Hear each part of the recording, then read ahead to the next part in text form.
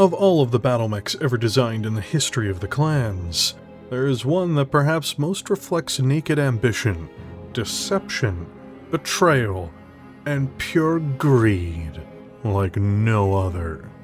From the very conception of this particular product, it was of ill intention, even if masked behind a set of grinning shark's teeth. More than just these negative traits, though, it also reflects transformation, the abandonment of tradition, and a key understanding of the most desperate practices of all: marketing.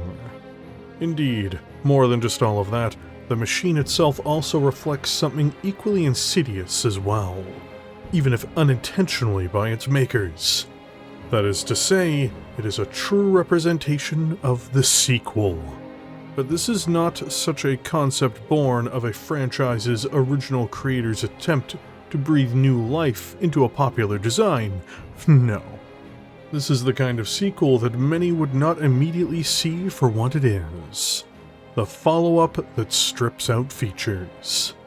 It uses cheaper materials. It doesn't get the same performance. It has hidden maintenance fees. It also looks like the old, much more desired product, but it is lesser, and for approximately the same price.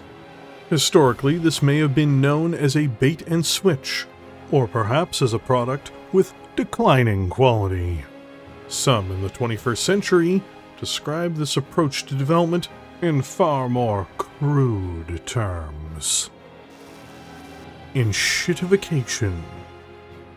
Even with all of that being said, though, the mech in question is still an incredible design for a variety of reasons, and its impact on history is much greater than some may realize. So, without holding back any further, let us assemble the board to discuss the next quarter of sales targets amongst our shark-like friends, and begin to plan out the mech that can make our next business cycle move past our overly generous projections. No one will be able to tell the difference between this mech and the original anyway, right? So, let us delve into the Mad Cat Mark II.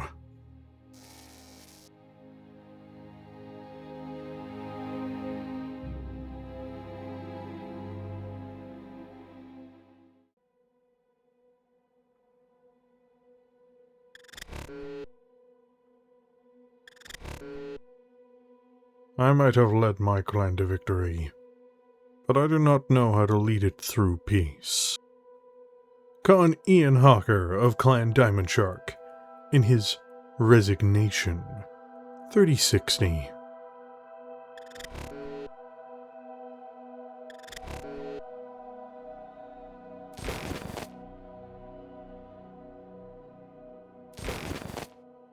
Every clan deviates from the path of honor, the path laid out by Nicholas Kerensky's dream, eventually. Every single one. The reality is born of unavoidable circumstances. It's born in the desire to survive more than anything else, and of course, to thrive as well. The rigid clan system of honor that exists and suppresses the non-warrior castes are only there because there is nothing to disrupt them. But what happens when they are given such an obstruction? The clan that is the real first test case for what happens with this in the modern age was once known as Clan Diamond Shark. Clan Diamond Shark, confusingly originally Clan Sea Fox, always seemed to have strong connections to its merchant caste. This was not from day one, though, as Clan Sea Fox had been quite a traditional clan under its founder, David Kalasa. He would have the misfortune of being killed in action in the Pentagon Wars. This, so close to the clan's founding, gave an opening to one of Kerensky's most notable disciples to fill the void that he had left behind. Karen Nagasawa, a woman who had been a major contributor to Nicholas Kerensky's early success, was now the Khan of Clan Sea Fox.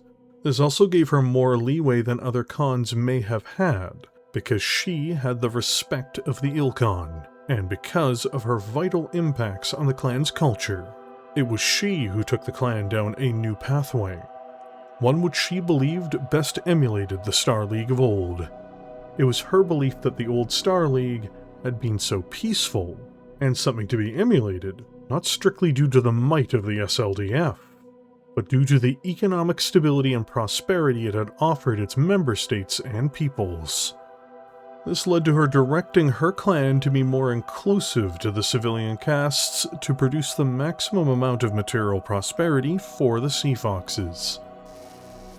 While all castes benefited from this, the one that benefited the most was the merchant caste, which came to become the most dominant force in commerce across the Kerensky cluster, and politically became the second most powerful institution within the clan. In fact, the merchant caste itself became so powerful that it more or less started to dictate policy, like the seizing from Delios from Clan Coyote. This prize and the means of how they acquired it had to be defended when the Coyote's big brother, Clan Wolf, contested their methods and the results, and the Sea Foxes managed to win a trial of grievance that had been launched against them. This had a permanent impact even on the culture of the clan.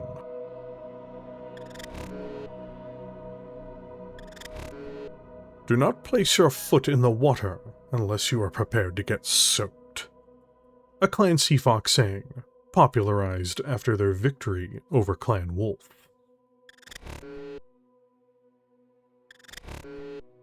This dynamic was so successful for the clan that it would last well beyond Nagasawa's reign. This meant once more comparative prosperity when put next to other clans. During the Golden Century, they would be one of the clans on the technological bleeding edge, just behind Clan Coyote. This was made clear with them producing their own Omnimechs only 1 year after the Coyotes first revealed the Coyotl. Another example was how they worked with Clan Wolf to help develop the hardshell systems in elemental armor, and then sold the elemental armor design to the other clans. This not only made them richer, not just from the selling of the armor, but because the Sea Foxes had a monopoly on hardgel as a substance, and the more the other clans needed, the more Kerenskys would flow into the trade coffers of Clan Sea Fox.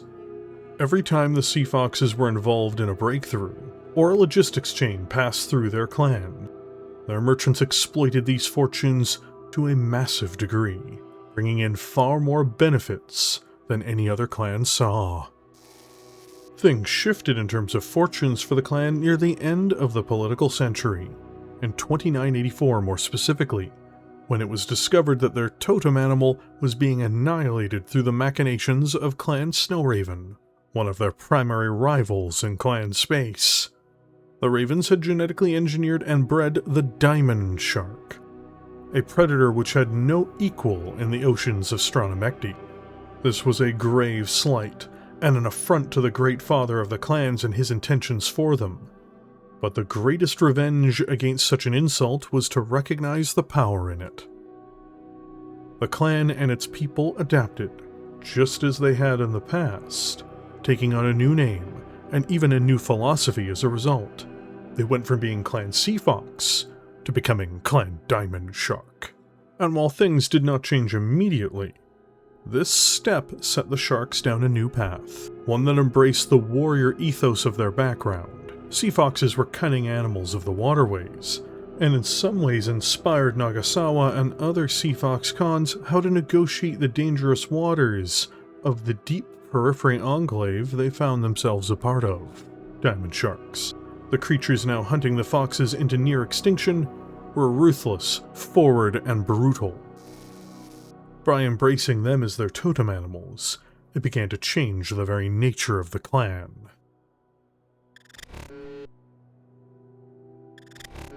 Grace, honor, and nobility, show these beforehand, but when the battle begins, attack with terrifying swiftness.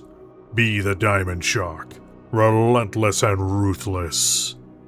The Remembrance, Clan Diamond Shark, Passage 127, verse 24, lines 16 through 20.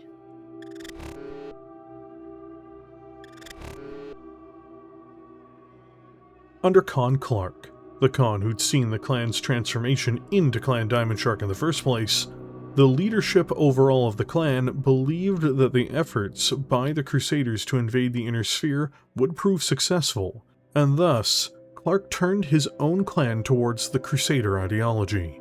This happened early in the 31st century, and was done in hopes of moderating the Jade Falcons and Smoke Jaguars. This did no such thing, and mostly alienated the now former Sea Foxes from their traditional allies amongst the Warden ranks.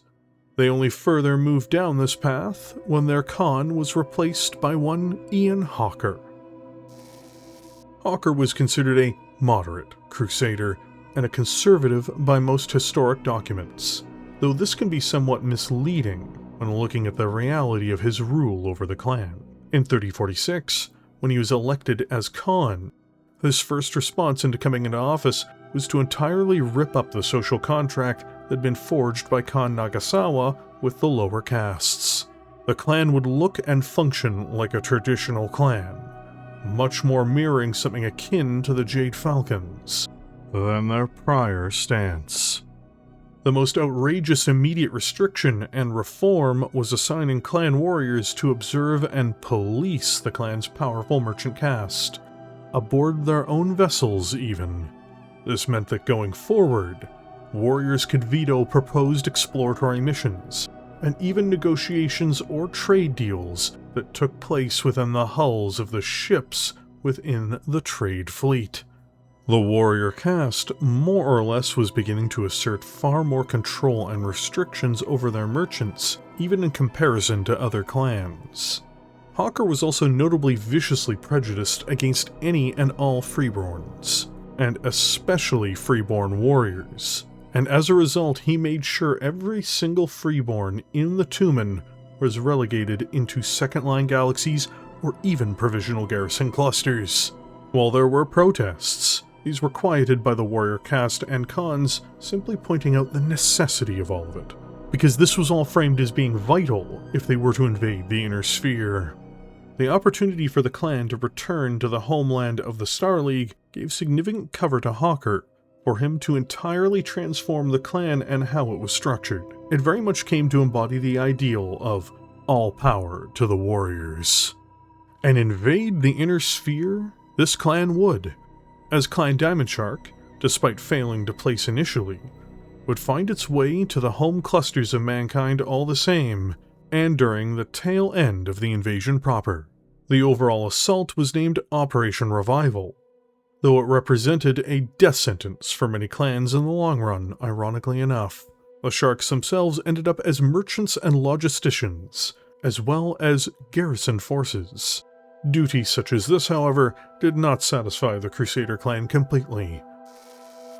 But they would have their time for all of that, all the same, when the battle for Tukiad was launched, and Ilclan Ulrich Kerensky, the elevated Khan of Clan Wolf who had replaced the deceased Leo Showers, called them into battle. This was where Fortune's wheel began to turn once more, and Clan Diamond Shark started its journey to transform again, and this time it did so more dramatically than any clan had up to this point. The battle for Tukiad was a military disaster for the Diamond Sharks on a scale no other clan suffered. The tragedy, of course, in hindsight was all too predictable. Khan Hawker had entirely underestimated the Comm Guards, considering them freebirth scum and of little worth as warriors. He then led his forces into a series of devastating ambushes and fortifications, before the entirety of the Diamond Shark's Trueborn contingent was encircled into a cauldron of nightmarish fire and fury. Only through the bravery of the clan's freebirth, second-line forces did the Khan escape, along with his cadre of fools pretending to be key officers in the Tumen. After the battle was concluded, despite Hawker surviving, for all intents and purposes, the Diamond Shark's entire Trueborn warrior caste had been destroyed. Their Tumen, even beyond this, had been gutted by the scale of the humiliating defeat.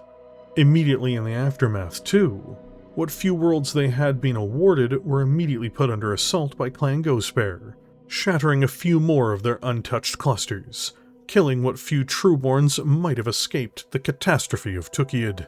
The consequences of these events were the catalyst of the Diamond Shark's radical transformation into something not seen before. Hawker was still unable to be challenged, truly from within, for his position. However, concessions immediately began to be forced upon him. Freeborn warriors, out of necessity and out of political weakness on behalf of Hawker, were now approved to take up positions in frontline galaxies. He also had to more or less give up his control over the merchant caste, which immediately moved to dominate the clan after years of being under the thumbs of the warriors who had perished on Tukiad. In fact, outside of things directly related to the Khan and Sakan, the merchant caste more or less came to control the day-to-day functions of the clan from this point forwards. A warrior-turned-merchant, Angus Labov, took command of the merchant council and began doing whatever was necessary to rebuild the clan. From finances, to industrial output, to trade, it was all done with he and the council's strong arm. New trade routes were opened. The clan began using its warships to effectively harass other clans' shipping where it was possible as well, more or less acting as glorified pirates. But whatever was needed was done. The clan would be rebuilt, stronger than it was before, and smarter as well. The Crusader movement within the clan too, with so many of its strongest supporters dead, began to wane. Sakan Sinet herself either quietly had been a warden, or had switched allegiances to this belief after the disaster of Tukiad, and used her position to begin helping the merchant caste dominate even the remnants of the warrior caste. Merchant-friendly wardens were put in place as new warriors piece by piece. The last humiliation for the traditional warrior caste came in the close of the clan invasion, when Ian Hawker attempted to aid Clan Smoke Jaguar during its death throes at the hands of the Inner Sphere's rebuilt Star League, only to be caught unaware by Clan Wolf under Vladimir Ward. The Wolves defeated Hawker and his forces in order to steal the genetic progeny of the Hawker bloodline, humiliating the Diamond Shark Khan of the same bloodline in a way he could never recover from. This was especially ironic when it was taken into consideration, at some point only a few years prior, Hawker believed that he would come to conquer Terra herself. Oh, how hubris helped this most mighty of Khans fall. Hawker was so personally and politically depleted by the time of the Great Refusal. He voted along Warden lines due to internal pressure from the clan he now led. Disillusioned by all that had happened, Hawker permanently resigned from his post, and from the warrior caste. With his removal, the merchants of Clan Diamond Shark were truly now in charge.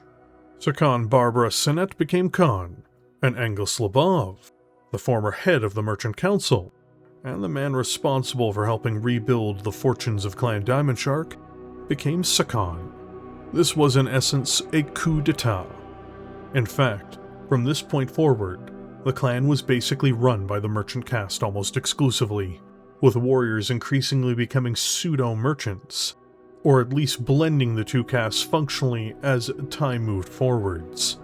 By the beginning of the Federated Commonwealth Civil War, the Diamond Sharks, operating in both the homeworlds and in the Inner Sphere, were a force to be reckoned with, and not necessarily due to their presence on the battlefield, but because of their impacts outside of it. Notably though, with the merchants in charge, some of their practices began to change, and some may say for the worse.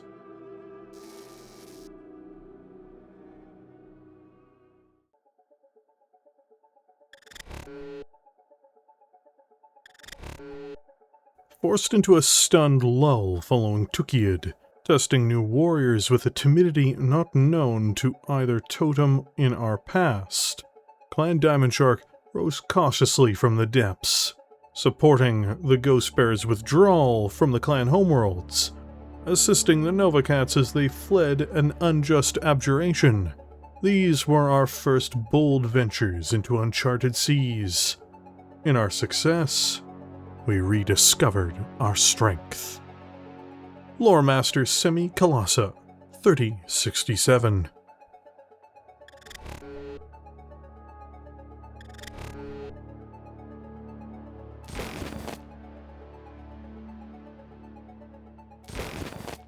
Of all of the battlemechs used by the clans just prior to the invasion, and really for the most part afterwards, the Timberwolf, as the clans know it, is the most recognizable and iconic. Some of the greatest clan warriors of the invasion before and after utilized it to incredible effect in trials against one another, and it was the perfect clan battlemech to shred the legions of the Inner Sphere regiments that were thrown into the vicious buzzsaw of the invading clans' attack into their space.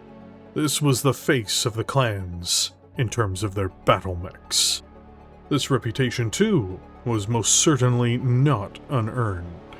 For the Inner Sphere in particular, they'd come to name the mech the Mad Cat. This was because spheroid mech warriors who had survived encounters with the clan enemy didn't have the benefit of knowing the clan's designation for their battlemechs, and so they had to come up with their own. In the case of this 75-ton demon machine, they chose the aforementioned Mad Cat because they assessed that the battlemech was the combination of a marauder and of a catapult. When examining the Timberwolf's weaponry and overall appearance, the naming absolutely made sense. It had large lasers in place of PPCs, and a pair of long-range missile packs that were larger than the catapults. But in essence, it did combine the primary features of these two mechs into one package. The profile was extremely dangerous, especially when taking into account that the Timberwolf also had more armor than either machine, and moved at the same pace as most Inner Sphere cavalry medium mechs of their day. To describe it as overwhelming in comparison to its opposition wouldn't do it justice.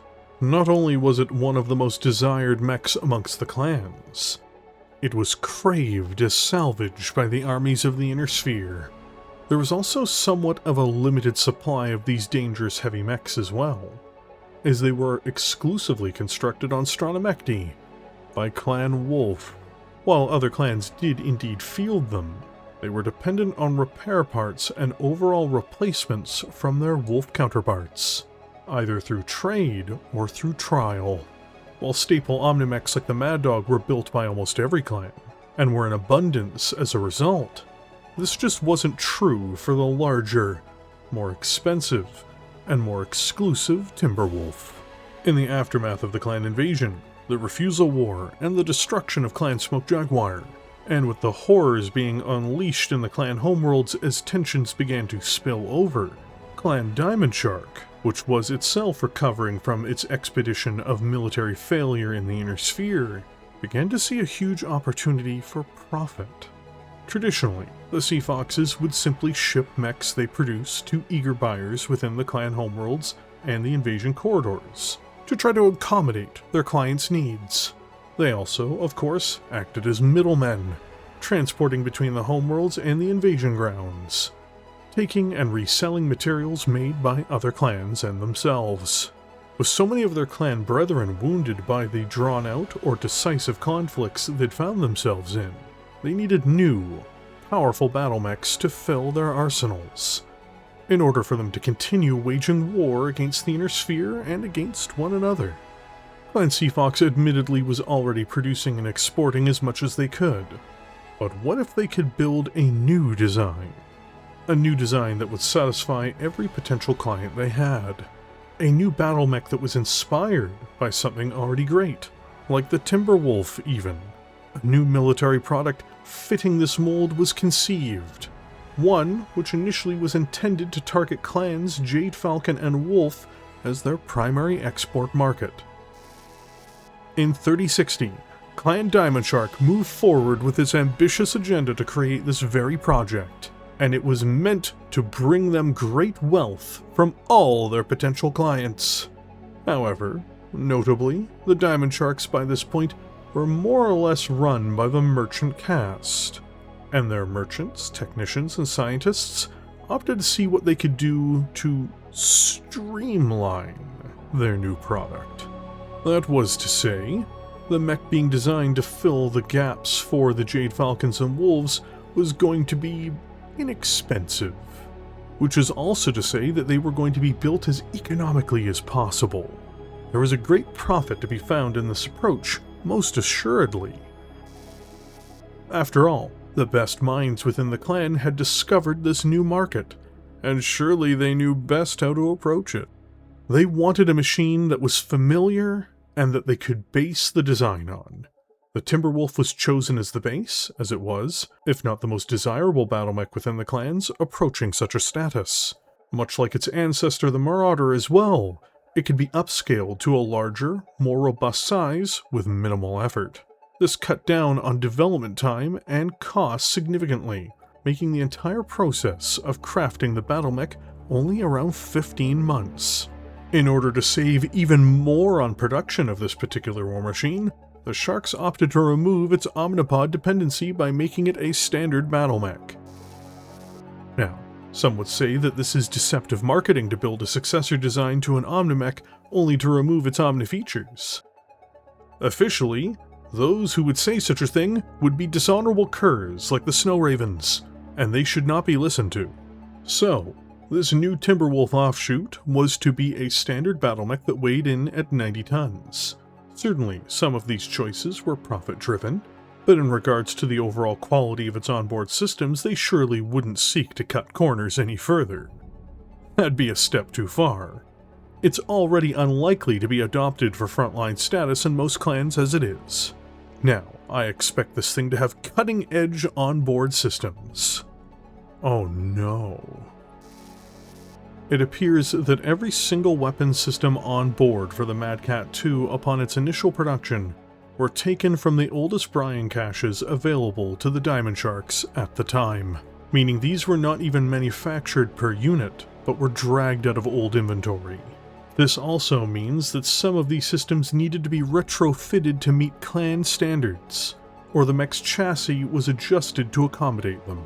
The best example of this is its EMRG Galaxy Series Gauss rifles, which were evidently so old, and quite frankly flawed in comparison to modern clan Gauss rifles, that the mech's arms had to be specifically modified to add additional venting in order to prevent either thermal buildup, some form of increased wear on the weaponry within the confines of the arms, or the catastrophic loss of the weapon through an inability to vent gases built up in the rifle. This thing was basically armed with refurbished weaponry. So now to go over its full list of features. In order to deliver to the invasion corridor a mech that their clan counterparts would be unable to resist, they redesigned the Timberwolf into a larger, slower Battlemech, removed its Omnipod systems on board, more or less ensuring it would not be used in frontline service, and installed the oldest possible weapons the Sea Foxes had access to as the standard issue equipment for the Battlemech. It also resembled a Timberwolf to such a degree that an untrained eye may mistake it, at first glance, for its lighter and quite frankly higher quality parent. And if all of that didn't make things interesting enough, the Diamond Sharks also named the mech the Mad Cat Mark II, because they evidently wanted to sell it, when they had the option to do so, to Inner Sphere Powers, for even greater market share. So, with all of the efforts to build it, and to make the absolute maximum amount of profit possible, how was the Mad Cat 2 received? At launch specifically? Well, it's complicated. First launched in 3062, the Mad Cat Mark II found zero adoption in its intended market by 3067. The Wolves and Jade Falcons purchased none of these mechs in a half-decade. One can only imagine the indignity of when this thing was brought before their technician and merchant castes, let alone their warriors. Clans Ice Hellion and Steel Viper, the latter of whom was desperate for mechs at the time, also entirely passed on the mech. Of all of the clans, the only one that bought a substantial number of these was Clan Novacat. For perspective as to why, the Novacats had been abjured, kicked out of the clan homeworlds, had their enclaves and production facilities raided or stolen, and their tumen had been harrowed to the point of being a shadow of their former selves. Access to any clan battlemechs of any quality was likely acceptable to them, and while the Mad Cat 2 did not match up directly to its supposed predecessor, despite some quality concerns and design choices, the mech did have many virtues. In fact, sales were so anemic for the Mad Cat 2 that appears to have shifted towards a once forbidden market, the one that they were thinking of when they named it. This was done in spite of any backlash that the Diamond Sharks might receive from their fellow clanners, especially when examining their sales of other second-line machines to the Inner Sphere. In particular, the Draconis Combine and the former Federated Commonwealth both had these mechs in quite significant numbers, and all were acquired through direct sales. It is even quite likely that the majority of Novacat Mad Cat 2s were in fact procured by the Combine acting as middlemen, given that they, as an abjured clan, were in theory forbidden from doing business directly with the Sharks. The only thing is, did these powers really know what they were buying? Now, the Mad Cat 2 was, at the time, far more impressive than almost any equivalent Inner Sphere assault mech. It carried the same firepower as a mech that moved more slowly, and had more armor as well. But it was certainly no Timberwolf. It could not chase down mediums, for instance. How many pilots sat in their command couch, believing that they in fact had an equivalent of what the clans had rode into the Inner Sphere on? I'm sure that number is not insubstantial. These mechs were worthy of them piloting them, truly. But they were not the mounts they imagined them to be, and that could have dangerous consequences. And even more amusingly, when it came to servicing these mechs, there was another interesting add-on.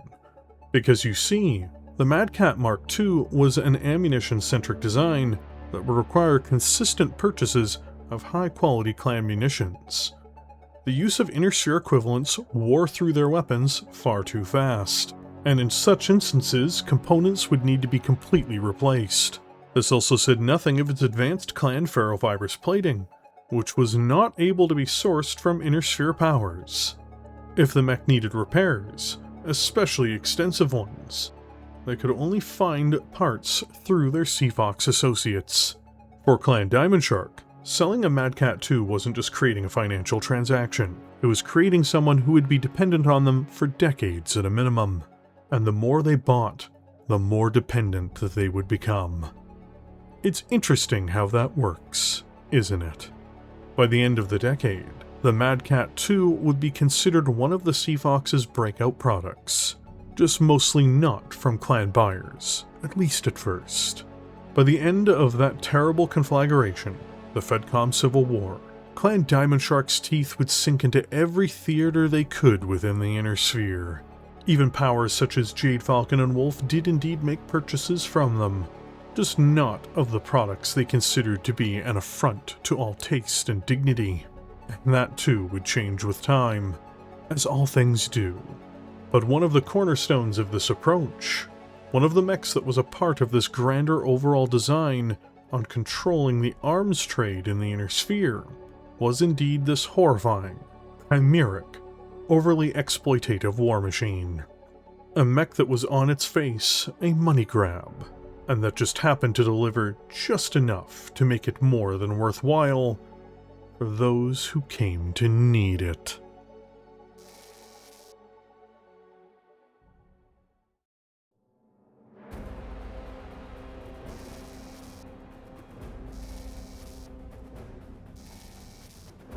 A clan assault mech weighing in at 90 tons, the Mad Cat Mark II, while not being a generational mech like its predecessor, and also while being built using some dodgy parts sourcing, is nonetheless an extremely dangerous and capable machine that can, and will, crush most of the opposition that comes before it.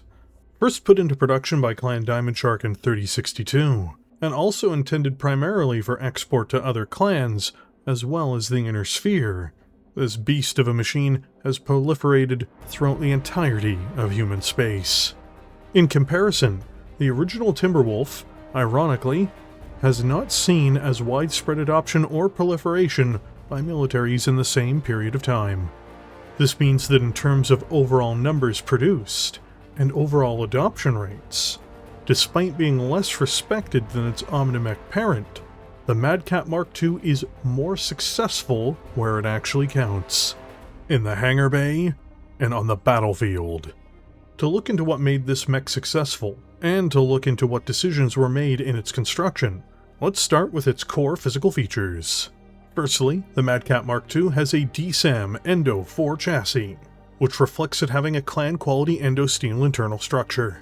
This saves the mech 4.5 tons of weight, at the expense of several critical spaces on board. After this, it has a standard gyro and cockpit.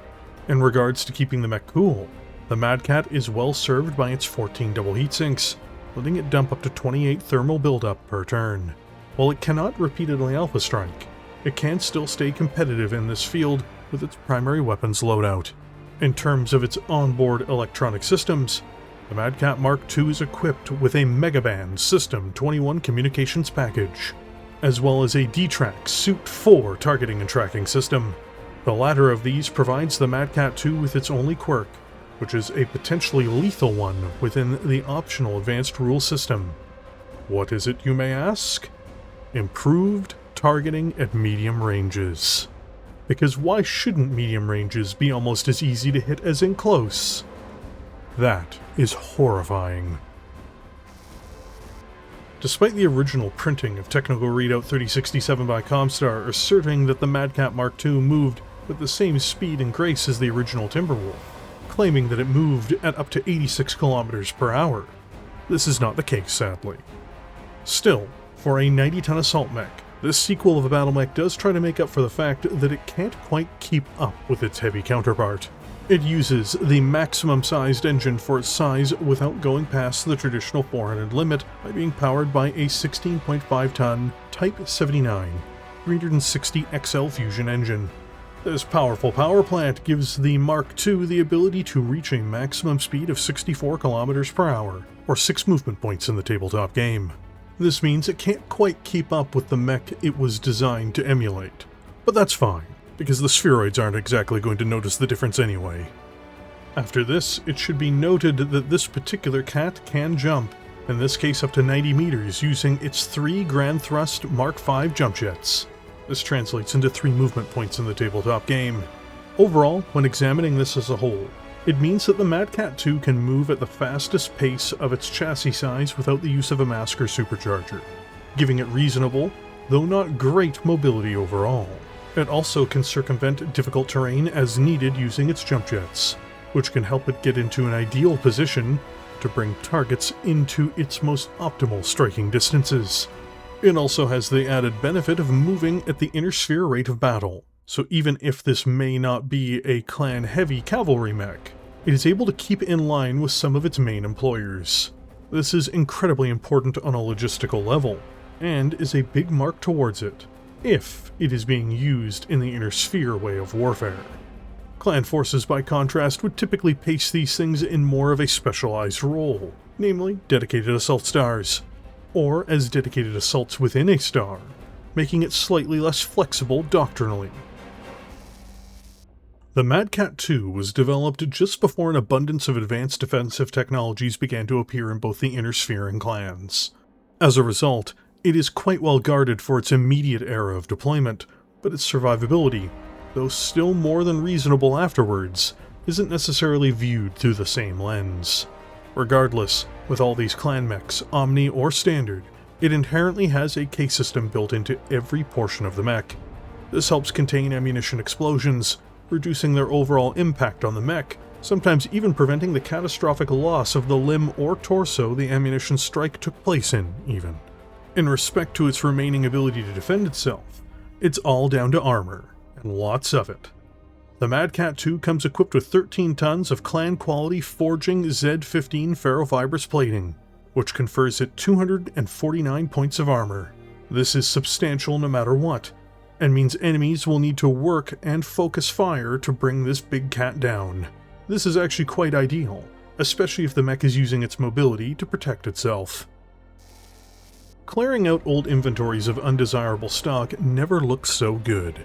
While the weapons on board the Mad Cat II are of lesser clan quality, and originally appeared to have been refurbished, or heavily modified in ways no sane person would put into a brand new Battlemech, they were still fantastic in the final state when installed into the chassis.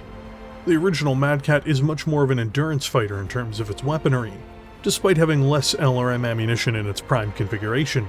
in comparison to its bastard offspring at the very least, but that doesn't tell the whole story. In fact, the Mad Cat 2 resembles many of the appropriately named clanbuster battlemechs of the Inner Sphere's 3050s development. So, let us begin. To start with, it has a pair of EMRG Galaxy Series Gauss rifles. These are of clan quality despite their older origin, and as a result, they take up less tonnage and overall critical space. They are also every bit as deadly as their spheroid counterparts, with shells landing at tremendous speeds and with intense force. A single Gauss rifle round will decapitate almost any standard battlemech. One of the most feared weapons on the battlefield, these arm-mounted cannons are the primary offensive system of the Mad Cat 2. They are fed by 4 tons of ammunition in total as well, giving the mech 16 rounds of fire per cannon, which is more than adequate. Everything else on board either supports them, or are there as lines of last defense. On the support side, it has 2 Type X shortbow LRM-10 launchers, with 1 in each side torso. These are fed by 1 ton of ammunition per launcher as well, giving each system 12 rounds of ammunition independently. These can operate at any range, as they are of clan quality, and are essentially for supporting the Gauss systems.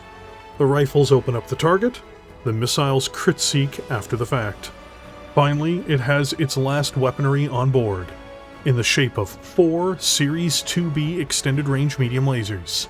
These are of course of clan quality, have an excellent range for their weight, and deliver significant damage. In fact, all 4 hitting a single target is a very, very significant level of damage. These are the mech's last layer of offense, and are there to dissuade enemies from trying to get too close to the mech. This is especially true when you factor in that the Mad Cat 2 can alpha strike for 1 turn without any severe consequences, and can split fire as needed with minimal effort to fight with an excellent level of sustain. In summary, its Gauss rifles will rip open targets, its LRMs are there for the assist, and its medium lasers are a devastating follow-up defensive battery as needed. If not Mad Cat, then why Mad Cat shaped? There are several Timberwolf offshoots, but interestingly, the least Timberwolf-like of them is probably the Mad Cat 2. It is not able to keep up with the clan pace of a typical battle. It is also armed with predominantly ammunition-based weaponry, for business purposes you understand, and it is not an Omnimech. It is on paper far from such a thing, but when examining all of its systems together, you can see why it became the success story it really shouldn't have been when you factor in everything working against it.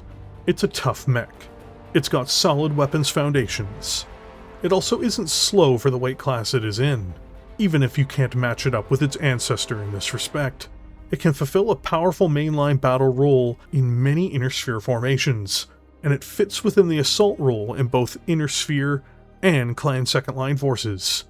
Built on the cheap, and with mostly massive exploitation in mind for the clients that buy it, this has not impeded the Mad Cat 2 from being a true cornerstone of warfighters across the war zones of human space, which is impressive, to say the least.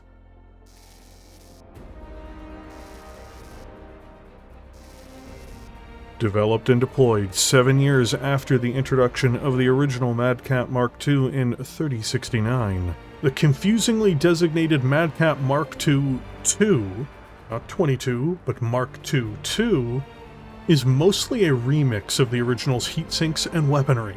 It keeps the same movement and internal profile, as well as armor. On the heatsink side of things, it has 13 clan double heatsinks instead of 14, letting it eject up to 26 heat per turn. This is largely an adequate total for the systems that it needs to rely upon, given the ballistic nature of the mech's armaments. To start with, it has a Gauss rifle with 16 rounds of ammunition found in the right arm. In the left, the 2-2 has a terrifying LB-20X autocannon. This can be used either with cluster rounds or solid slug ammunition, and either is totally devastating. It has 2 tons of ammunition overall, allowing it to flip between the 2 ammo types. Backing these up are an impressive array of 4 Streak SRM-4 launchers divided between the 2 side torsos. There are 2 tons of ammunition divided between these 2 systems as well. These act as crit fishers and devastating follow-ups to the heavier rounds the main cannons are firing. Finally, it has a pair of torso-mounted ER medium lasers as the last line of defense, should it run out of ammunition. Overall, the Mark II is a fantastically gunned machine, with a diversity of fire and decent cooling for its tonnage. It is extremely dangerous.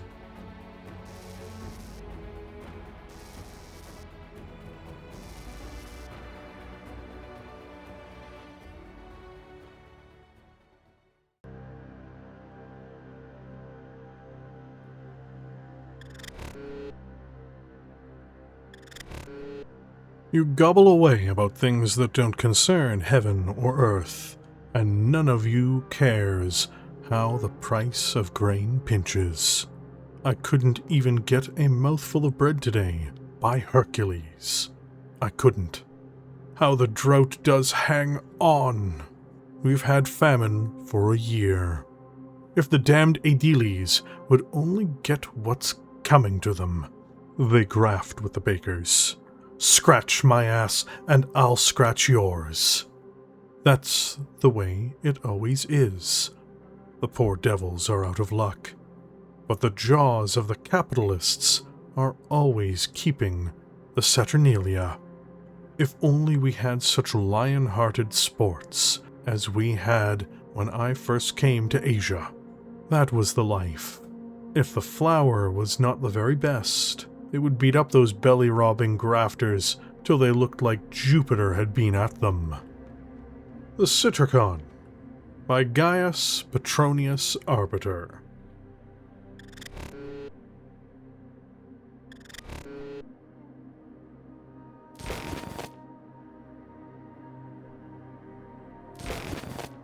The tides of war sometimes provides fortunes to those who are prepared for the ugly rise of its waters.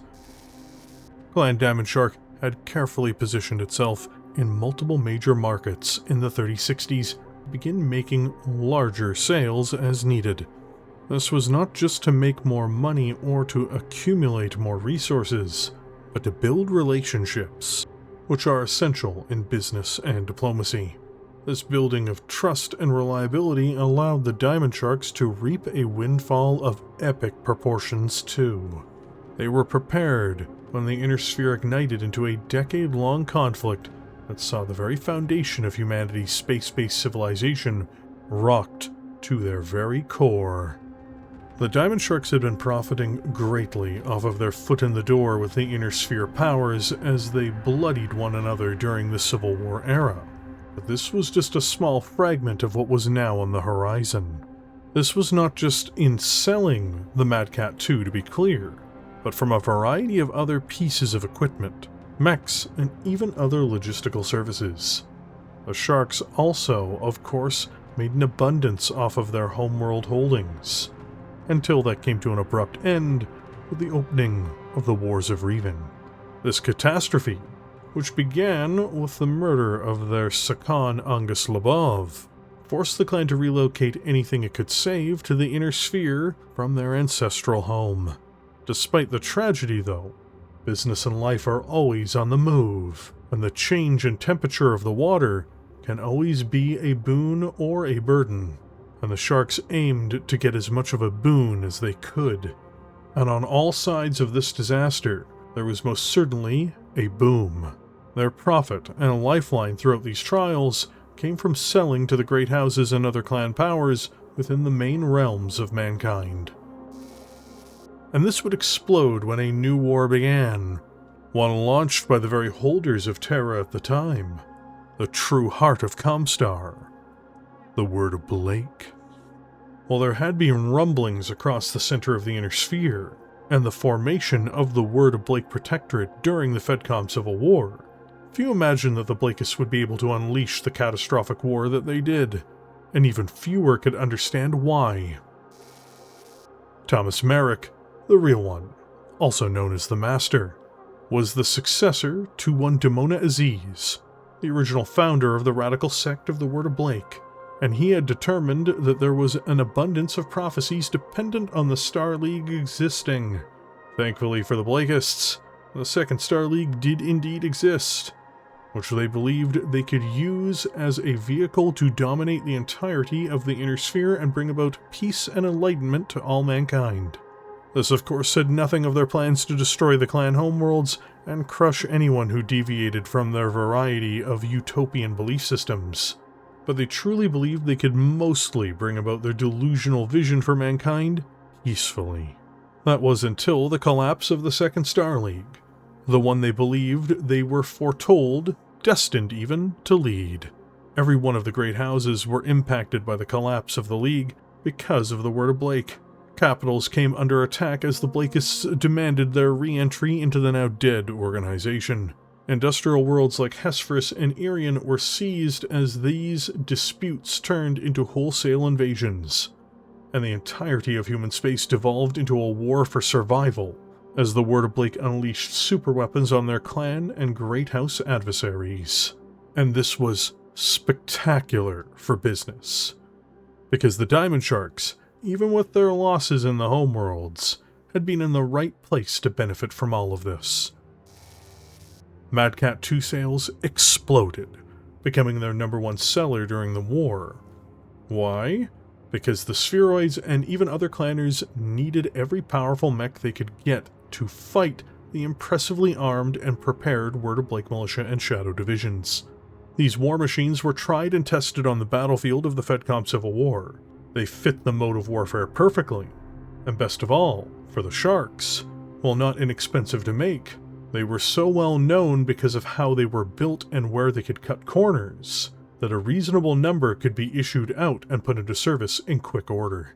The original buyers they'd hoped for, Clan Jade, Falcon, and Wolf, also finally relented and began buying these mechs in some numbers. Their standards had to be lowered given the scale and scope of the crisis they themselves faced, in the bloodbath that was now spilling across known space. Also, notably, clan frontline formations across the entirety of the clans no longer adhered to strictly employing Omnimechs, and this opened a greater potential window for the use of the Mad Cat in the tumens of these powers as well. Regardless, even though these mechs were used to great effect by these operators, and all the others, especially given it was the Word of Blake that was brought down in this new era of carnage, the real winner for every Mad Cat 2 deployed was none other than Clan Diamond Shark. But these conflicts did come to a close with the destruction of the Word of Blake Protectorate and the death of Thomas, the Master Marik, at the hands of the Regulan Fiefs. That, hilariously, was much worse for business, and for the Mad Cat Mark II, than a humanity-spanning war that saw the destruction of billions of lives. Why? Because it saw the destruction of valuable arms sales for Clan Diamond Shark, and because the war, which had been desperate, also showed the limitations of some of the products the Sharks had been distributing at scale to their eager clients.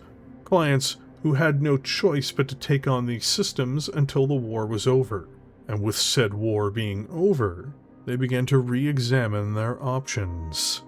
Sales for the Mad Cat Mark II notably fell off a cliff in the few short years that followed the demise of the Word of Blake and the establishment of the Republic of the Sphere. There were an abundance of reasons for this. For example, new arms control treaties and force limits were put in place in the peace that followed, meaning in general there was a lot of uncertainty in the market. This also said nothing of the massive surplus of military equipment there now was in the aftermath of the war.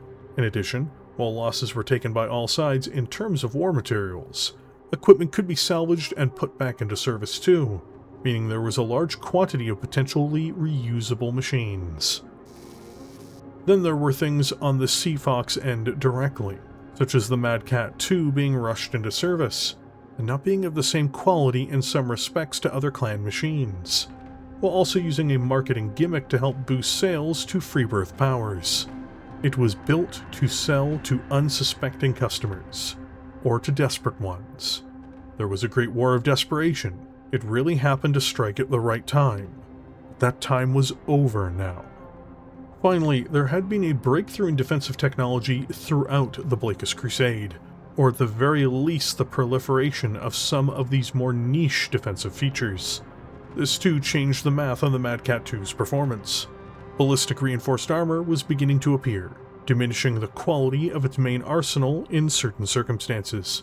This also said nothing of things like hardened armor, which could in theory greatly increase mech survivability. The Diamond Sharks recognized these shifts quite quickly and opted to revitalize their once extremely lucrative design. While the original configuration, perhaps with a few updates, was still in production as well, they created what they called the Enhanced Mad Cat 2, and it was quite the change at that. Not only was the mech revitalized in terms of its weapons loadout, its onboard protection was fundamentally altered as well, and this said nothing of other quality of life changes that took place for the design, making it much more competitive, in theory, with other competitors at this stage. As it would happen, these alterations proved to be very popular with their traditional buyers, who began flocking to the updated design to purchase new units. By the mid-3080s, the Diamond Sharks had another economic winner in their lineup of products on offer. Funnily enough, much like the original, this next-generation upgrade of the Mad Cat Mark II was also rushed into production. But given that it was built on a known quantity, it appears to have missed any major flaws that would have potentially served to burden the design overall. It also launched in the midst of several refits and new production lines for the original model, further expanding the Mad Cat 2's footprint across the industry. What appeared to be a major obstacle to the success and prosperity of the Sharks was circumnavigated, such as the way of Clan Diamond Shark. From the moment they shifted tactics and overthrew their warrior caste, they have remained undefeated in their march towards market dominance. Inertia powers during and after the Blakist era became increasingly dependent on imports and support from the Sharks. The other clans too became indebted, relying on their mechs, relying on their trade, and relying on their financing. Even as the Republic era pushed on, it became increasingly apparent that their ambitions would only grow, and mechs such as the Mad Cat 2 fueled those very ambitions. More wealth, more power, and more influence awaited.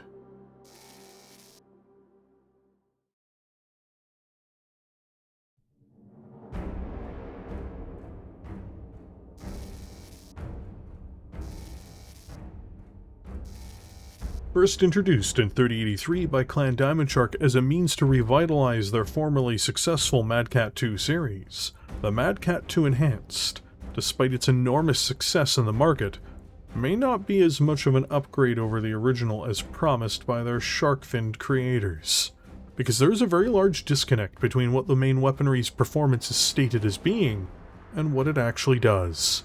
The new iteration of the mech maintained its original chassis and engine, but beyond this has transformed in some ways. It has an additional jump jet. It also has more double heatsinks, now allowing it to vent up to 36 per turn. Where things really begin to change, though, is in its armor. Looking to cash in on the new wave of defensive technologies, the Enhanced has 25 tons of double-forged ZX-20 hardened plating, giving it 200 points of protection. This, unless it's being hit by re-engineered lasers, essentially translates into 400 points of armor, which is 30% more than an Atlas or Direwolf. The cost of doing this, though, is that the Mad Cat 2's maximum speed drops to 54 km per hour, meaning it can only move 5 per turn, limiting its mobility on the ground somewhat. But it is in the assault role, and has an enormous totality of defense. Because of how hardened armor works, it can even survive a traditional head-clipping weapon strike, making it very impressive. Where things get significantly less impressive is in its weapons arsenal. To begin with, it strips out the original's dated Gauss weaponry, which isn't necessarily a bad thing, and also strips out the torso-mounted ER medium lasers.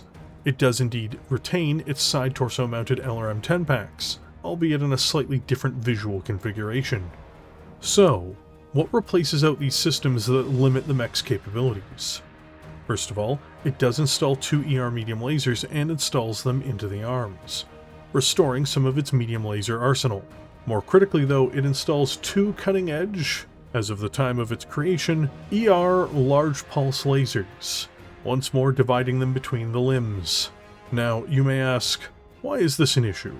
Are not clan pulse lasers the best overall weapon in the game? The answer is yes. Yes, they are.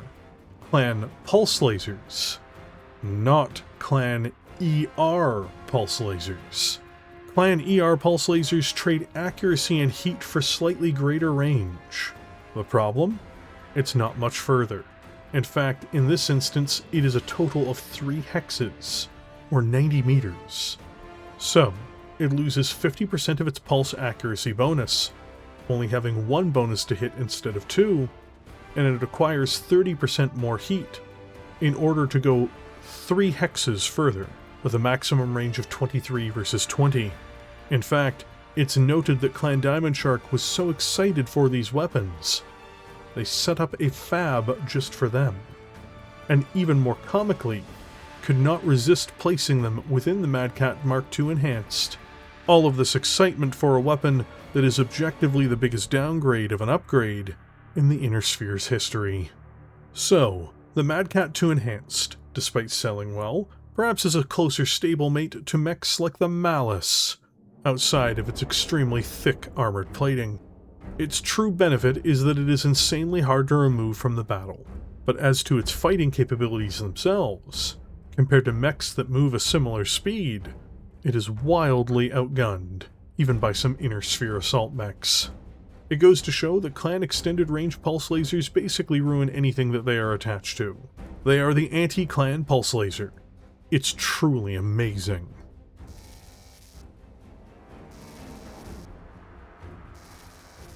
A true successor to the original Mad Cat Mark II, the Mad Cat Mark II 3, yes, that is its designation, is a lion of a Battlemech.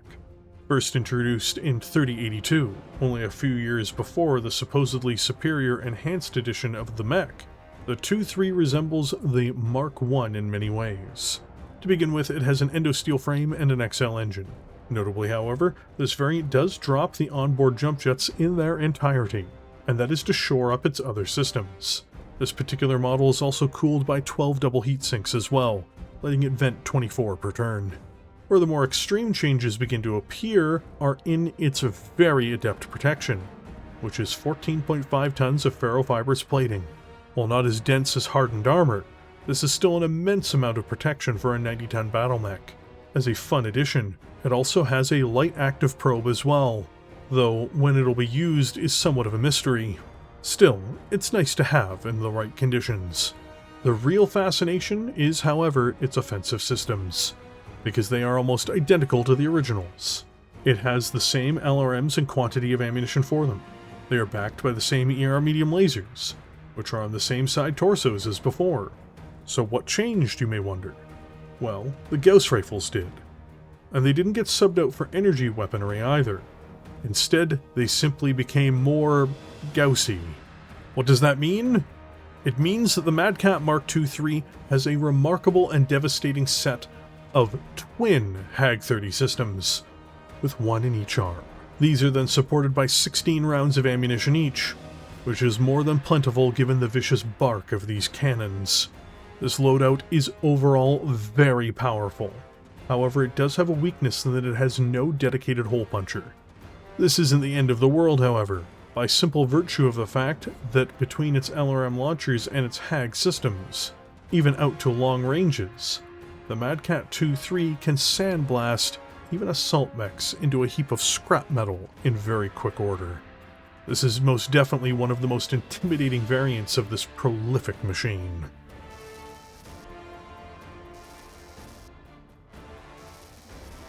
The Mad Cat Mark II-4 is a large departure from other Mad Cat 2s in terms of its weapons loadout, and may lose a fair amount of efficiency just due to its thermal limitations on the design.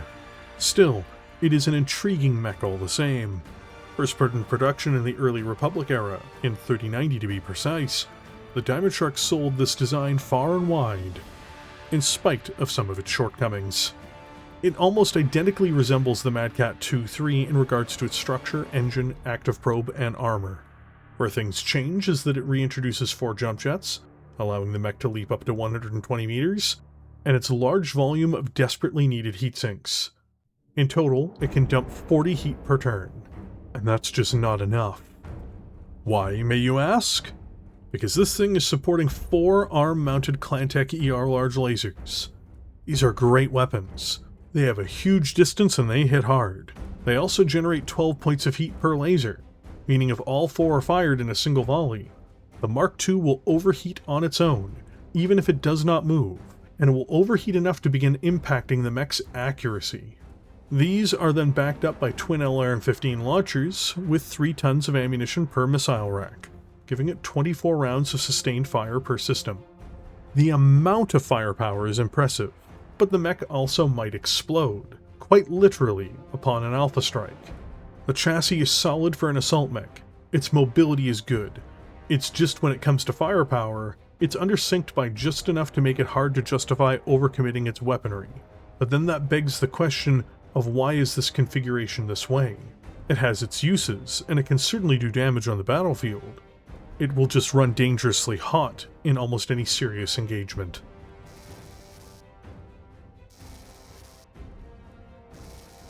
The Mad Cat Mark II 5 is leaps and bounds more mobile than its peers. Literally. Again, it mirrors most of the systems of the Mad Cat Mark II 3, including having a light active probe, and it only alters its cooling system, which is 14 double heat sinks instead of 12. So let's get into what makes it different.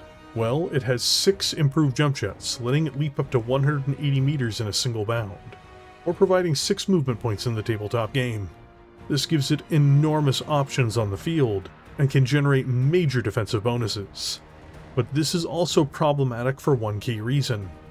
The 5 really lacks a great deal of firepower. It has a Gauss rifle found in the right arm with 2 tons of ammunition, and then has an improved heavy large laser and improved heavy medium laser in the left arm. These are solid weapons to be sure, but it just has 3 systems. It likely won't overheat, and it can head clip with 2 of its weapons. It's just really limited in its options for engagements with enemy targets. All the same, it is most certainly a dangerous mech, like many of its peers in the series.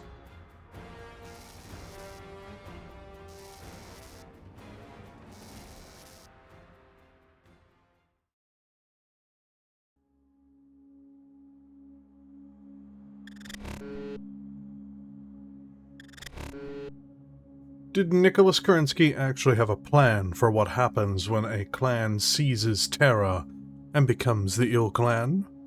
Did he see beyond this day?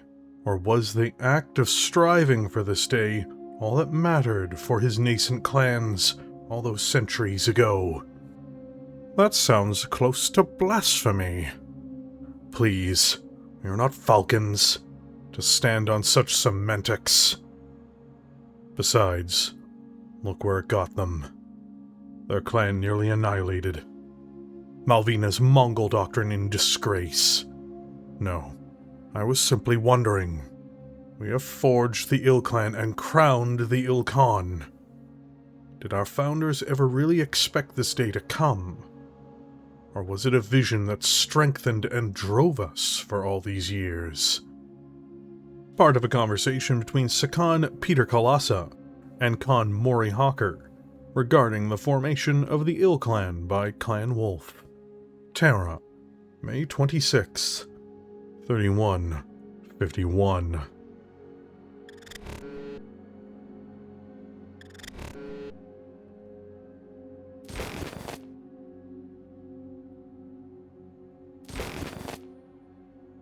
With the decline and co-opting of the warrior caste within Clan Diamond Shark and the rise of the merchant caste, with the wars throughout the latter half of the 31st century, the Sharks had truly transformed. And in that transformation, in many ways, they came to embody what their second Khan had truly wanted for them. They had become a central piece of the economic pie within known human space, and they used this as a true platform for their power. In the rise of the Republic, the clan spread its tendrils well past the original confines of the invasion corridor and the surrounding powers. Each place it went, it aimed to become indispensable. At the very minimum, it became the core piece of military hardware distribution, Otherwise, it attempted to ingrain itself as an indispensable middleman across whatever region it was in, or they became the dispenser of exotic and difficult-to-receive products. But in this change, in this evolution, the clan's identity had warped so dramatically since it first took on the name Diamond Shark that it truthfully no longer applied. The Sea Fox, a creature known for its cleverness and agility more than being a 40-foot shark with diamond-like teeth, was a far better example of what the clan was. No, they'd embraced their roots in full and become Clan Sea Fox once more. But more than that, wisdom had survived in the clan to such a point that they had preserved some of the animals they had taken their name from. A proper clan has a proper totem, even outside of the Kerensky cluster, after all. This meant not only the return of their name, but the reintroduction, albeit in new ecosystems, of the animal which they had drawn inspiration from. The clan was truly made whole again. Still, the now clan Sea Fox had grown powerful in the time of weakness amongst other mercantile powers. Of the great houses, the Lyran Commonwealth and Free Worlds League had dominated trade throughout most of humanity's time since the Age of War. Well, in the new era, Lyran traders struggled in the aftermath of the Fedcom Civil War, and the state itself was often too distracted by other ambitions to help its merchants to reclaim markets. The Free Worlds League, by contrast, had collapsed into a series of warring states, and thus had largely been removed from the board.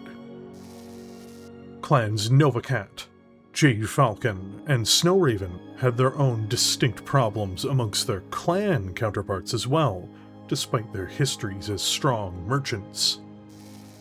This all left an immense hole for the Sea Foxes to exploit. Comstar as well, in the aftermath of the Blakist era, had been forced into a smaller role, and into smaller markets, giving Sea Fox even more room to expand. They also had the benefit of being able to operate within clan territories, something most spheroids struggled to do. The Sea Foxes, through patience, and through exploiting the weakness of their primary competitors, became the dominant trading power within the whole of human space by the early 32nd century. The clan was largely nomadic now, though did have outposts and worlds scattered as hubs across the entirety of human space. Whenever challenged on their rise to power, they either were more than able to defend themselves militarily, or they could respond with frightening economic force. But all of this groundwork, all of this expense, beneath the waves that no one noticed, turned the Sea Foxes from a growing power into a superpower, something far beyond anything anyone could have imagined. And all it took was the HPG blackout for it to occur. The falsely humble Sea Foxes will say otherwise, but the reality is, they are the real power of the Inner Sphere now, and that power was born of old, outdated clan Battlemechs and machines like the Madcat Mark II. This was their inroad to success, into the Age of the Republic, and then the Dark Age. The Madcat Mark II became universally adopted across the entirety of the Inner Sphere. Every military used them and had contracts for them. The mech did see several upgrades during this time as well, giving additional configurations and quality of life improvements. But it, along with machines like the Warhammer 2C and even the Madcat Mark III, a medium mech alternative to the Madcat rather than an assault mech, allowed them to dominate the international weapons trade. The Republic made this only easier as they became flushed with Sea Fox hardware and investment, but they weren't the only ones. Nations like the Rasalhague Dominion and the Draconis Combine also saw substantial enclaves appear, and other regions too saw these grow as well. In the aftermath of the blackout, they came to dominate everything. They had a network of jump ships prior to the blackout, meaning they became the key player in the communication trains that had been set up to compensate for the mostly collapsed HPG network. This then also spurred them to have a bigger footprint in international logistics as well. When emergency messages need to be sent, At speed, governments such as the Federated Suns no longer send their own merchants or vessels, as often the best, fastest, and most reliable way is through the hands of Clan Seafox. During the reformation of the Free Worlds League, they more or less came to dominate Clan Spirit Cat and by extension the Clan Protectorate, effectively gaining voting and economic power within the state, while also becoming militarily supreme within the Free Worlds League. In fact, through this mechanism, without approval from the League's central government, in full, Clan Seafox, through a backroom deal with Captain General Jessica Hallis, embargoed and militarily broke the back of the Regulan Vice, allowing for its quick and easy absorption back into the League, something all of the other duchies within the state would have struggled to do. Their ability to drag policy and literally drag the economy wherever they require it makes them a true, if not the sole, power broker within the territories traditionally governed by House Marik. And their influence hardly ends there. When the Novacats were destroyed by the Draconis Combine, their remaining assets and technologies were simply traded to the Seafoxes for support, who gladly took the cadaver of their former allies and clients, the Cats, and began producing their mechs and equipment on behalf of the Combine.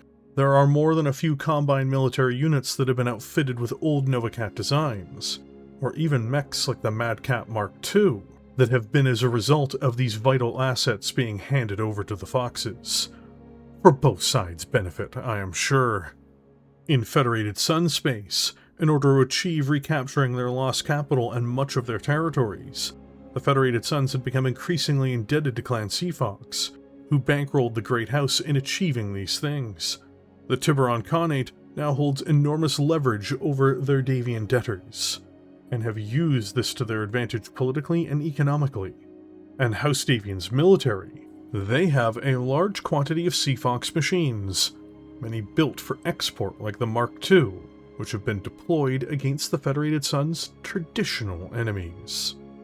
Mercenaries too indulge deeply in the Seafox military trade, and are now increasingly directly beholden to the Seafoxes themselves, as the Foxes have functionally ousted the original MRBC and replaced it with their own, allowing them to become the middlemen for mercenaries and those who would employ them, giving them even more indirect power over the inner sphere.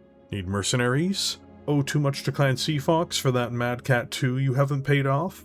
Your mercenary hiring privileges are now revoked.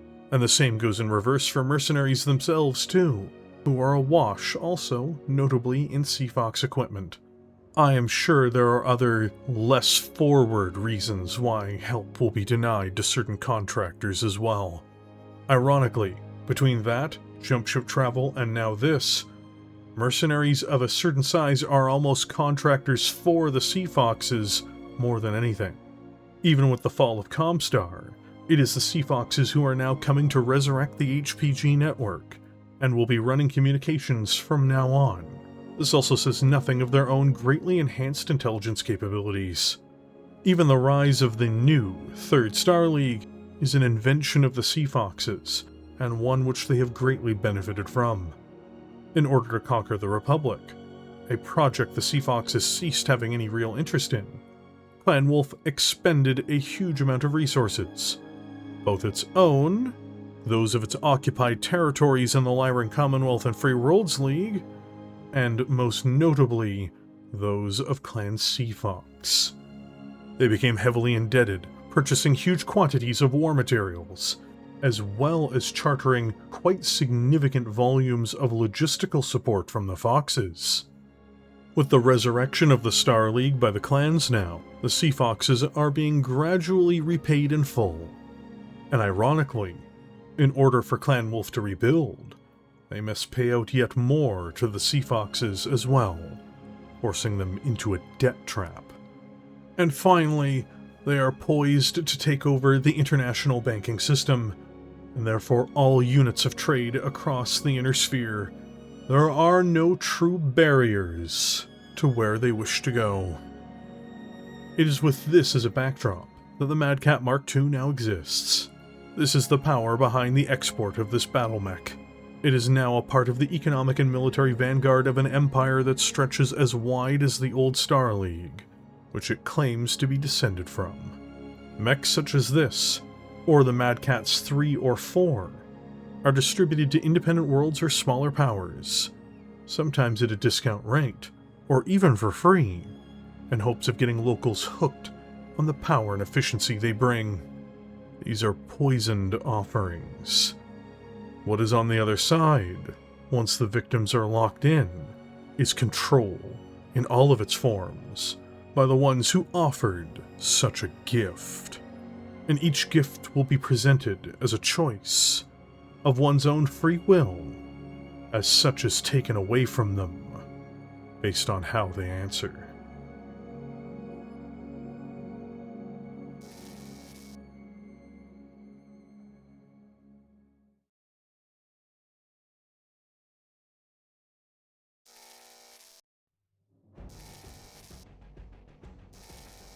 First put into production in 3139, the Mad Cat Mark II-6 is a mech that helps push the boundaries of what is possible with defensive technologies. It has a very similar set of internal components as most other Mad Cat 2s, in its engine, internal structure, and standard components. It also maintains jump jets as well, and like the original, can vent up to 28 heat per turn. In regards to its protection, it is guarded by 13 tons of Clantech ferrofibers plating.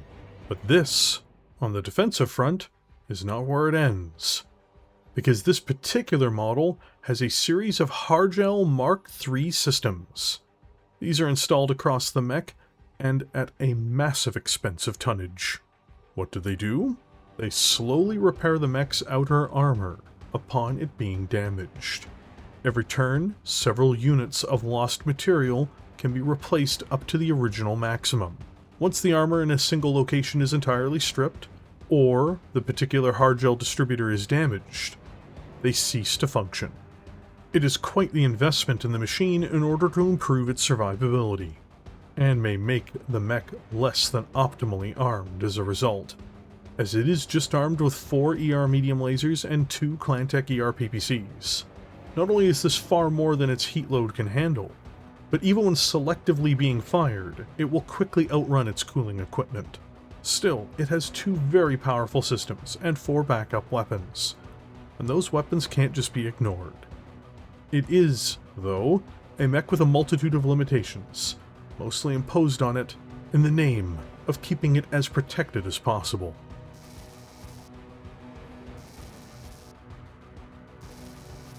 The last generation model of the Mad Cat Mark II, the Mark II-7, is a brutal beast, and has a very comparable arsenal to mechs like Clan Wolf's cringe-inducingly named Alpha Wolf even, though it is fundamentally much closer to what the Mad Cat 2 has always been since its introduction, in terms of how the mech operates. Once again, it has the same movement profile as the original, the same internal structure, and once again the same armored protection. It even matches the original's heat sinks. Its weaponry, though, is something else. To start with, it replaces its traditional Clantech LRM launchers with Streak LRM launchers. These do the maximum amount of damage per hit and don't expend ammunition if they fail to get a target lock. The only shortcoming is that they cannot indirect fire. Still, it gives the mech a boost on the missile front. It also replaces its battery of 4 ER medium lasers with twin ER medium lasers and twin ER small lasers. These largely fulfill the same role as before, however.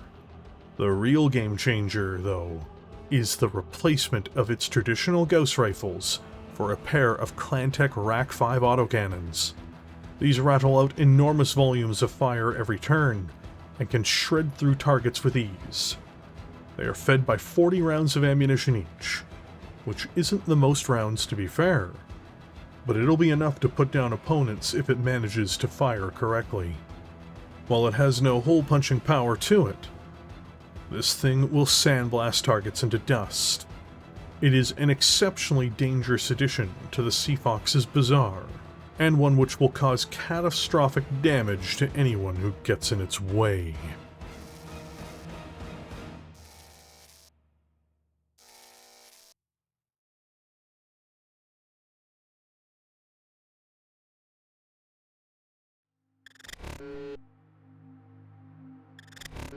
You load 16 tons, what do you get? Another day older and deeper in debt. St. Peter, don't you call me, 'cause I can't go. I owe my soul to the company store. Attributed to Merle Travis, 1946.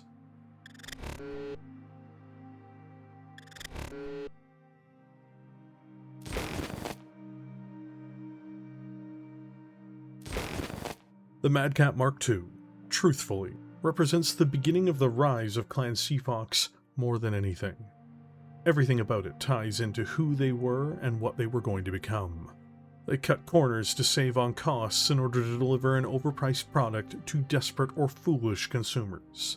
They created and named it the way they did as to deliberately confuse would-be buyers as to what they were going to actually get. They took from other people when they needed to build it, and more than anything else, they deployed it far and wide, using it as an anchor to tie its would-be clients to themselves, and as a means to opening further doors to allowing for further market penetration across a multitude of military and civilian sectors. It was the mech that really showed that the Seafoxes now understood what they were doing. They understood the greed and arrogance of their clan and spheroid partners. More than just a weapon on the battlefield, the Madcap Mark II and its cousin designs are weapons against the very people who purchase them. They are weapons in the market itself. It is a mech that represents control as much as it does prowess in combat. This is through long-term service contracts for repairs and equipment.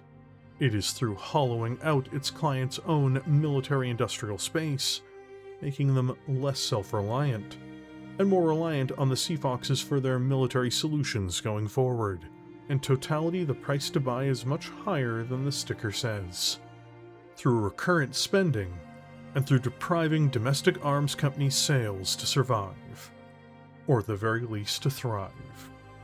It is a weed in the garden. But it is also the soldier of a cruel master, and one which cannot be challenged in the arenas it has come to dominate. All of this truly means that the Madcap Mark II, along with its siblings, are the face of a quiet imperialist project to bring the entirety of the Inner Sphere to heel.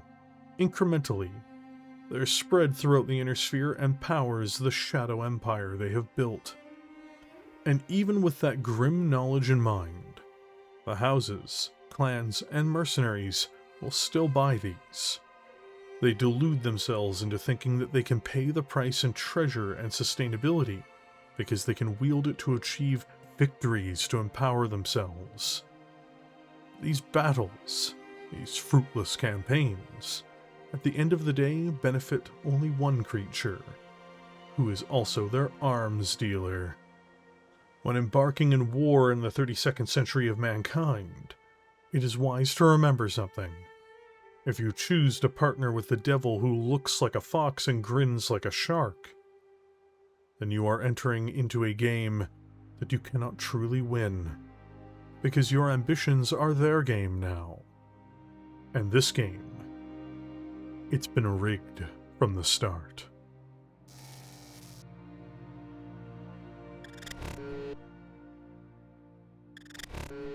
Marvin Scarelli was a friend of mine. We cut our teeth together with Banson, fought and bled together, and now he's dead because some clanner filth thought they could muscle in on the market. Since when do the Seafoxes bond mercenaries? They can barely be convinced to sell to us. Now they want to broker our contracts? Don't go thinking the Foxes will look out for you. One little typo in my contract led to no salvage rights after my unit got torn up on Mansfield. The Fox Mediator surely saw that, but did he point it out to me? The gig lost me money, and now I'm not the only one they screwed. Some of us have lost a lot more to these Fox contracts. We got legitimate gripes, legitimate fears that need to be addressed. A group of us took our case before the MRBC here on Le Bonc. Know what they told us?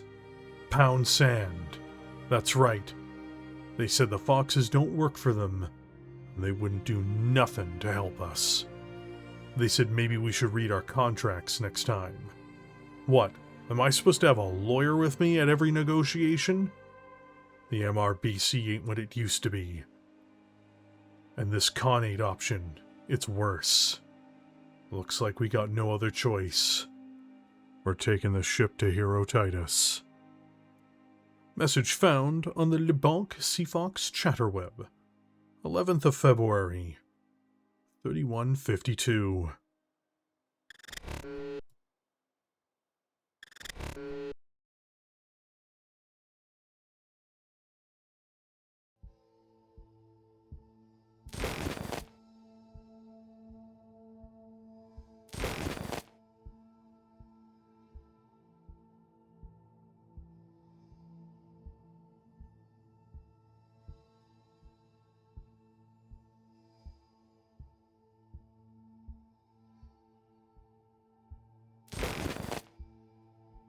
Strangely enough, I had wanted to cover the Madcap Mark II for an extremely long time. It's one of my favorite clan mechs in terms of its visual design, and I was actively looking for a way to cover it when Randall Bills from Catalyst Game Labs reached out to me late last year and brought up the new core box. With it being a part of it, I saw this as the perfect opportunity to cover the mech, and I immediately got to work on the video's pre-production. Just the idea of getting this thing in plastic and it being readily accessible was extremely exciting. The core box itself, by the way, is the new full starter set for BattleTech, and it is a part of what can vaguely be considered a new edition of the rules. This set is meant to give you everything you'd need to start up with the game in its current landscape. While these core rules are not wildly different from prior editions, it is intended to give a firm, universal base to give people an idea of what a standard game is. By the way, when it comes to the packaging, the box artwork is done by one Marco Mazzoni, and it looks great. As we get inside the box, you can see they provide two sets of cards. One set are pilot cards, providing unique mech warriors per unit if you choose to utilize them. It also goes on to add the expected Alpha Strike cards for the mechs as well, if you choose to use them in the other major rule set for the setting.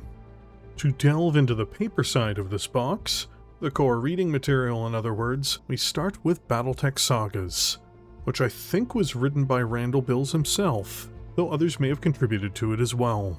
The new primer opens with a brief rundown of each of the major eras of the game, before it introduces people more thoroughly to the current setting.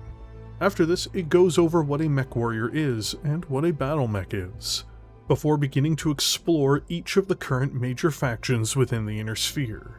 These faction write-ups are one page, and each is supported by beautiful artwork from a variety of artists.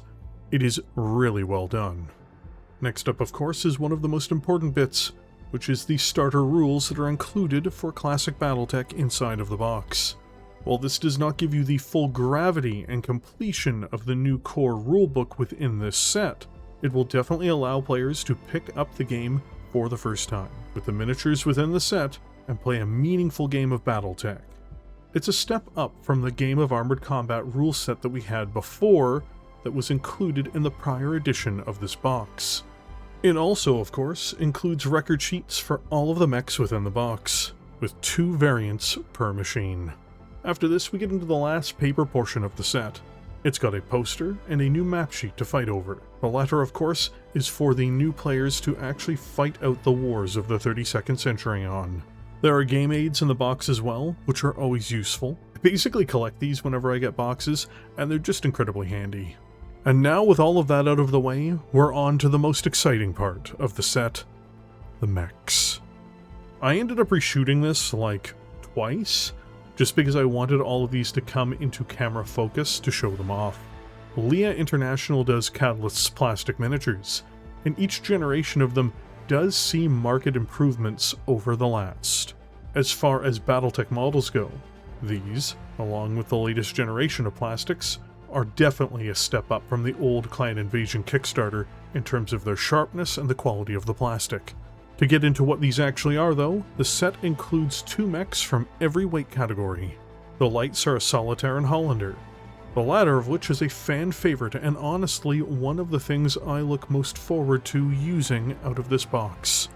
On the heavy side of things, there is the Rakshasa, a meme of a mech that's been reimagined into something a little bit more serious in regards to its appearance, as well as the mighty and magnificent Mad Dog Mark IV. Both have gotten great upgrades in regards to their miniatures. Now onto the mediums. We've got the Eris, one of my personal favorites out of the Ilclan era, and to join it, we have the face of MechWarrior 4 Vengeance, the Uziel. People have wanted the Uziel forever, so I can see this one being a huge crowd pleaser for fans of the video games. Finally, we get into the true heavyweights, the Assault Mechs. This starts with the Regent, the face of the Ilclan era, and this time it is in its A configuration, rather than the Prime, which is found in the Grey Death Legion Force Pack. It's a sharp-looking mech, and I'll be covering it more specifically a bit later this year. To close all of this out though, for the finale, we've got the Mad Cat Mark II, probably my favorite mini in the box. It's chonky, it's captured so much of what made the metal miniature so good even years after it was first dropped, and it's got a longer, leaner profile at the same time, just due to it being scaled with the current direction of the game. It's the top miniature in the box for me, and I think it's an amazing pickup for new players. It's a real wrecking ball for people to enjoy, and it can be found in the hands of mercenaries, great houses, and clans alike. So, whoever you back in the new age of warfare, the Mad Cat Mark II is there for you. There are now core boxes in the wild because of its early release at Gen Con 2026. However, as far as I have heard, it should be entering retail sometime between September and October. I intend to get more of them, because I think that this is a great box. And if you were thinking about getting into the BattleTech tabletop game, honestly, this is probably the best box there's ever been to do that. I really do recommend keeping your eye out for it.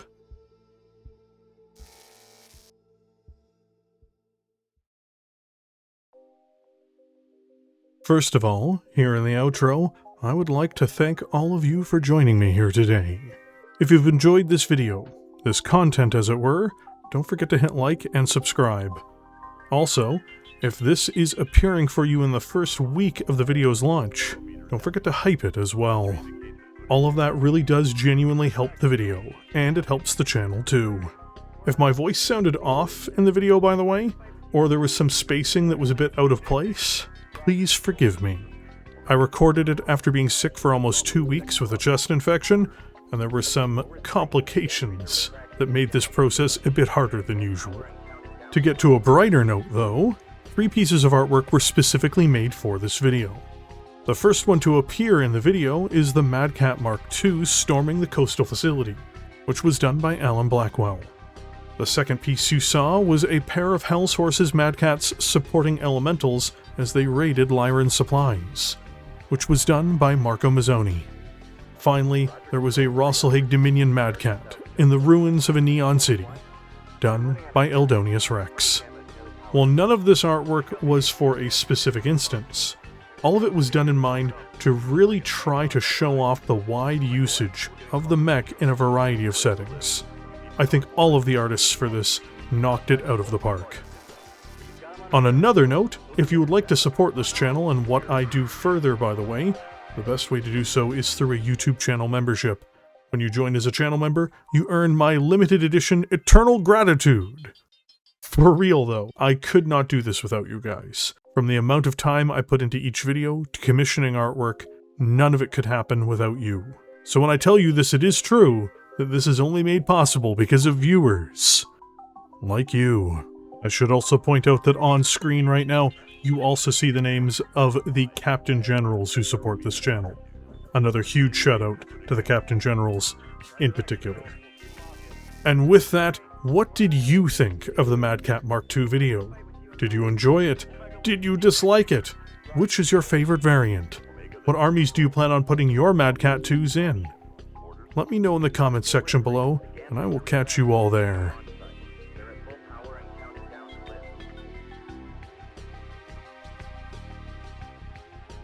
Now that most people are gone, for those of you who have stuck around until this point, I also want to give a very special thank you to Alan Blackwell. Alan has done more for this channel, visually, than anyone else over the years. He did the visual design for The Rock, my channel mascot. He's also contributed the most artwork over the years, with brilliant pieces for more than a dozen videos, including this one. Alan's career is taking him places a bit further away from this kind of stuff though, and so this video marks the end of his contributions to the channel visually, at least for a meaningful period of time. So again, I just want to give a very special thank you to Alan Blackwell. I can't wait to see what you come out with next.